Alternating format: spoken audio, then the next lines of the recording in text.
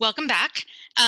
We are going to rapid fire talk about the worksheet, which is really all about next steps. So we view this workshop as a launching point for you. It is the beginning of a conversation and a process because as you have heard and you've seen this slide, it's all about the feedback loop, right? This is a long-term process. And so we want there to be this constant flow of information and knowledge creation and management happening between science, policy, industry. That's sort of the ultimate goal, right? To create that science-based feedback loop. Now, there's so many ways that you can do that. And you've heard about some of these things already. We just want to give you a sense of, well, where do you go from here, right? What are the things that you can actually do? Some of that has to do with creating policy-minded knowledge products, right? Answering the questions that policymakers have, whether that's compiling statistics and regionally specific information, right? There's fisheries catch data that exists. There's other data sources about the blue economy that can be tied to your preliminary biological assessments. You can create short summary documents. Jesse shared some of those that are really can be tailored to jobs, or money, and the specific goals of the administration that you're working with. Um, you can also have these multi-stakeholder forums, whether it be like the Senate meeting that we had that you can see the picture of here, or maybe more community dialogues to kind of build that network of stakeholders. That's just a few examples of things that have been done. You heard from Dick and Martine about how they've done that. So we created this worksheet to basically say, okay, what about for your situation, right? Given the existing information that you have, what are the best next steps? And so the worksheet is divided into basically two sections. So part one is about what do you know? So that can be from a really big picture lens, right? Like what are the general climate and ocean priorities?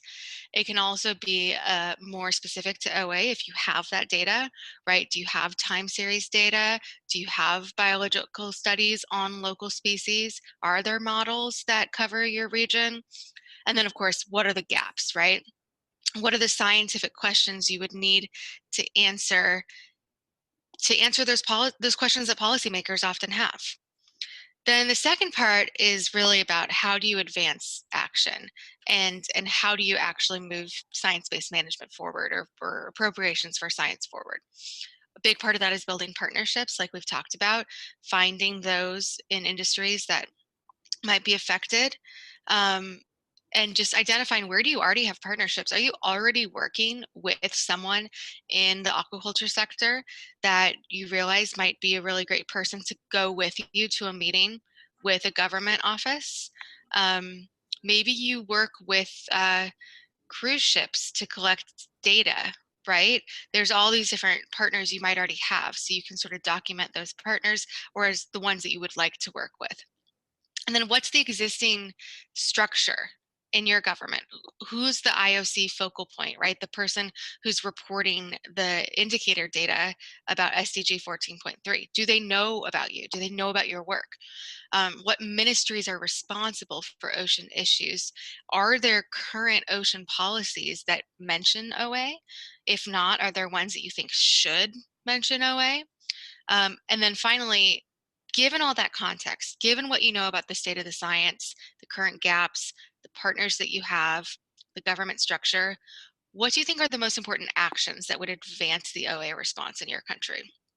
Is it to stand up a science panel to fill knowledge gaps? Is it to begin testing potential mitigation or adaptation techniques? There's a lot of every place is going to be at a different stage, and it's not a one size fits all. And then the next steps, we talk about next steps from this, workshop, right?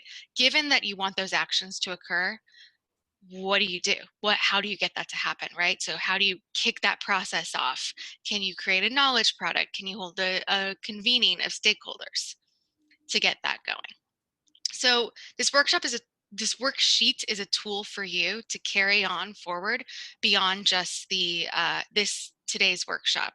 And we want you to know that we are here to help you, but to give you an opportunity to meet your fellow participants. We have scientists from all over the world on today's call.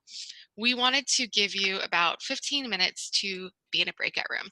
This is about just getting to know one another. And we want you to focus on this question. Each person should share one of their top priorities for better understanding OA in their region, or one of their ideas for next steps, right? So that very end of the worksheet, if you filled it out, the tangible actions and priorities and the next steps. I said after 30 minutes, that was our aspirational goal for how long the breakout sessions would be, but we're a little short on time. So we're gonna move it to 15 minutes. You should receive a warning in the top of your screen when the breakout groups are going to end. You'll automatically be put into breakout rooms, and then you'll automatically be brought back. So with that, I think the power to start the breakouts